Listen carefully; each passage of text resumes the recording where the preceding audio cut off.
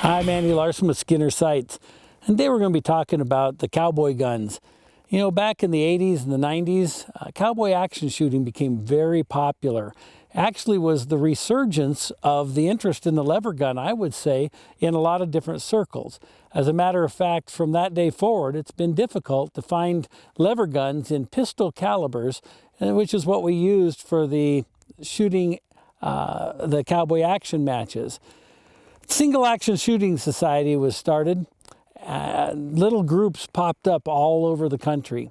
They were very popular. And it was kind of cool because, you know, we watched the Westerns growing up all of our life. So as a cowboy action shooter, you were required, it was part of the requirement to participate, that you dressed in time period clothing to the late 1800s, early 1900s, or to the Class B Westerns, which is where we cut our teeth.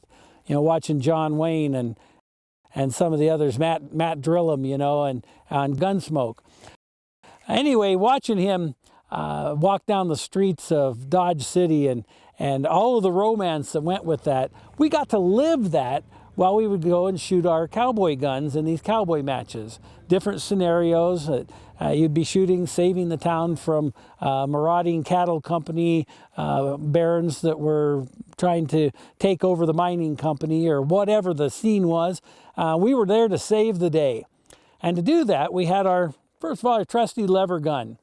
Mostly all pistol calibers. This particular one is a Marlin Cowboy 357 38 special combination gun, and it's just set up stock gun. There's nothing special about this other than what it is itself, a beautiful octagon barrel and open notch sights.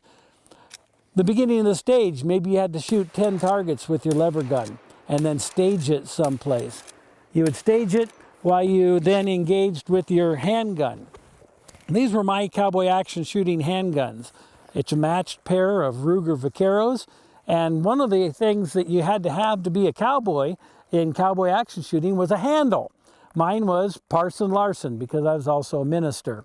So engraved on the back of my grips on my handgun, it says Parson, and I would wear this Buscadero rig that was built for me by a friend, Jeff Morrow, at Shooting Star Saddlery.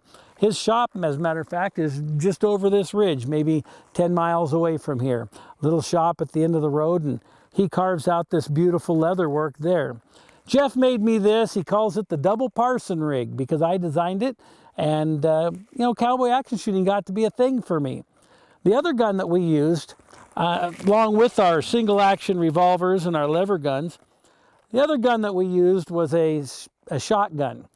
Now the shotgun had to have a hammer, needed to be a double barrel with hammers side by side, or the 1897 Winchester pump, which also had a hammer. Classic old Western shotguns, like you'd expect to see the stagecoach guy riding shotgun as he rode into town, carrying along the side so he could take care of any desperados that might attack the stage. You know, these guns have warmth and romance and soul. There's a lot of things today that are being done in the firearm world, and it's modern, and we're all about the progression of that. That's what's brought us to where we are today. But these old guns have something special and unique about them that you just can't describe it to someone until they've handled them and shot them and lived that moment that they've seen in the Class B Western. This was a big part of my my awareness of lever guns. I've always used them all of my life.